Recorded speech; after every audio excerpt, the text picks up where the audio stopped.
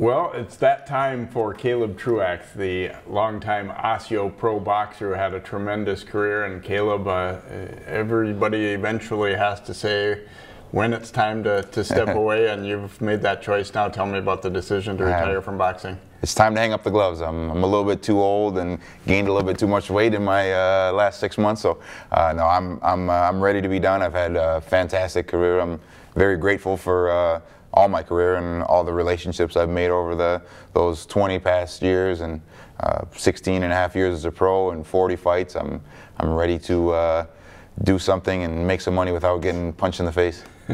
You mentioned last year, I think it was June, where you had your last fight, and it had been a little bit of a layoff before that and everything too, and you could kind of feel it that night a little bit, that things were just a little bit slower. And did that kind of solidify your decision a little bit? Yeah, absolutely. I hadn't fought in 2.5 years prior to June 24th, I believe, was my last fight, and after about the second round, I was like, things aren't going the way they used to. And the guy I fought was a tough guy, a young dude that was bigger than me. I moved up to 175 where I normally was at 168. So he was a little bit bigger than me. And in the past, it would have been a fight that I would have won convincingly, probably pretty early. And this time that wasn't the case. And after, like you said, after about the second round, I was like, okay, this is going to be a long night.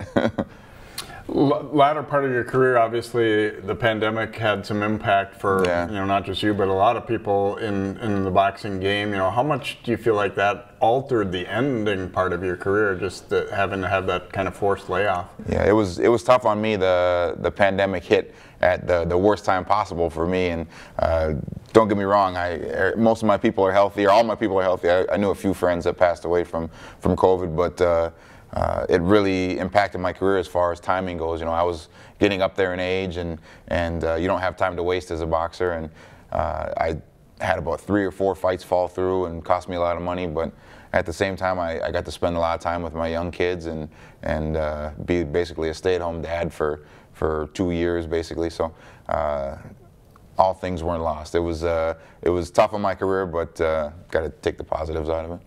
When you first got into the sport, did you ever imagine how far it would go? You'd become a world champion, no. Things like that? No, I first got into the sport late. I was 20.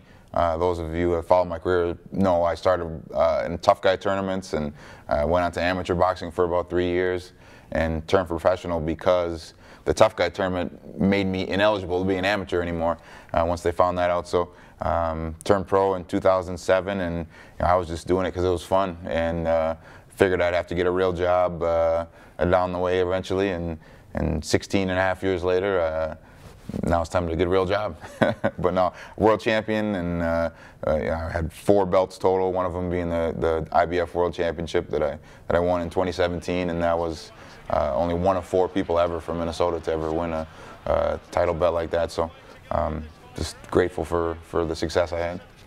Would that be the obvious career highlight for you, would you say? Yeah, absolutely. That's the pinnacle of boxing, and everyone dreams about being a world champion as soon as they strap on a pair of gloves and get into a gym. So that was the highlight of my career. I've had lots of highlights and some lowlights too, but that one being number one. Also, my fight against Donovan George, that was 2013, I believe.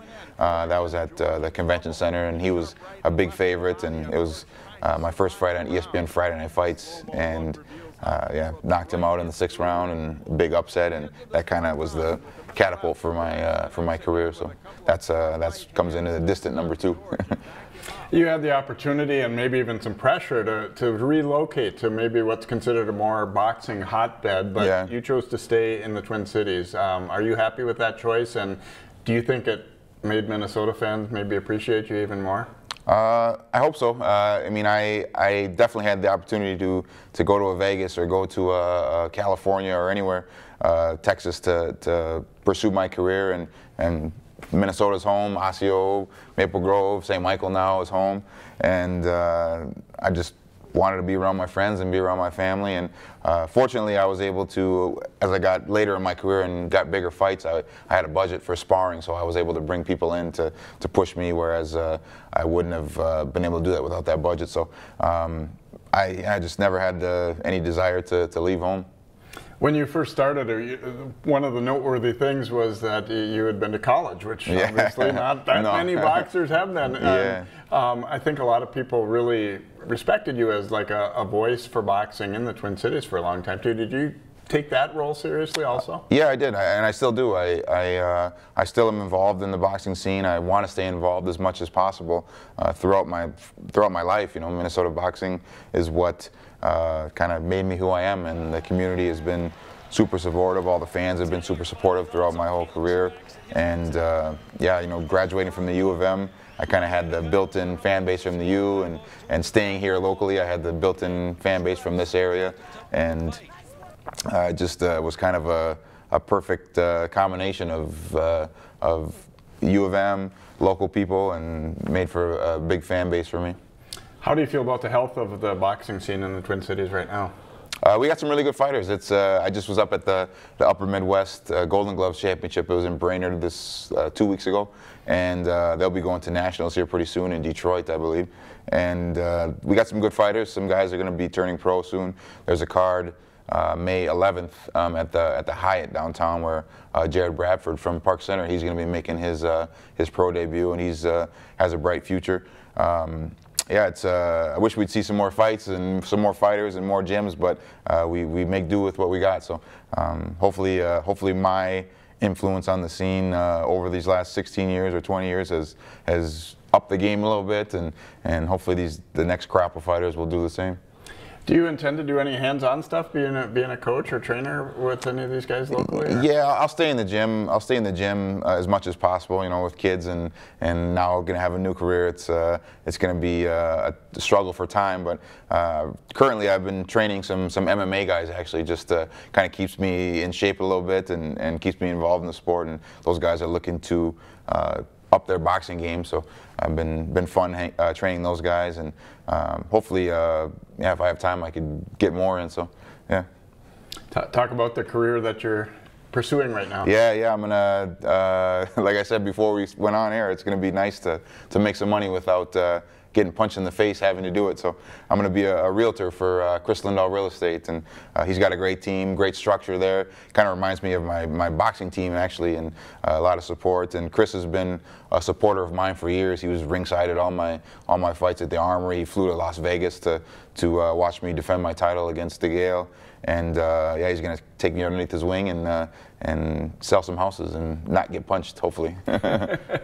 You mentioned the following from the U of M, but I'm guessing you had some following from Osseo High School too, and you were an athlete back for the Orioles prior to becoming a boxer too. You know, how much did you enjoy that, and what were your best memories there? I loved it. I still talk to all my buddies from Osseo, and we have a really close-knit group of friends, and those are the guys that supported me all through my career too. So they know who they are. Thank you to them. And you know, my high school career, played baseball and football. You covered me in baseball and football, and actually, one thing that most people don't know is whenever I'm coaching a guy, most people don't know how similar baseball is to boxing as far as strategy. Like pitching is similar to boxing, and also the movement of throwing a right hand and swinging a bat, and the weight transfer is very similar. So that's one of the reasons I was able to catch on at such a late age.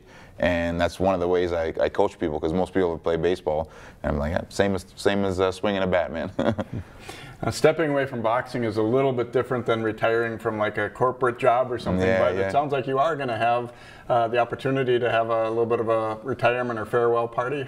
Yeah. One of my sponsors, who I have actually a partner, Lupulin Brewing up in Big Lake, we're going to do a retirement party June 2nd. So come up there and have a good time, drink some 8-count. They're going to brew a new batch of 8-count, my beer that's they produce, and just have some fun and reminisce. Well, Caleb, enjoy your retirement, and we have enjoyed watching you all these years in the ring. Thank you, Jay. Caleb Truax retiring from the boxing ring after an outstanding 40-bout career.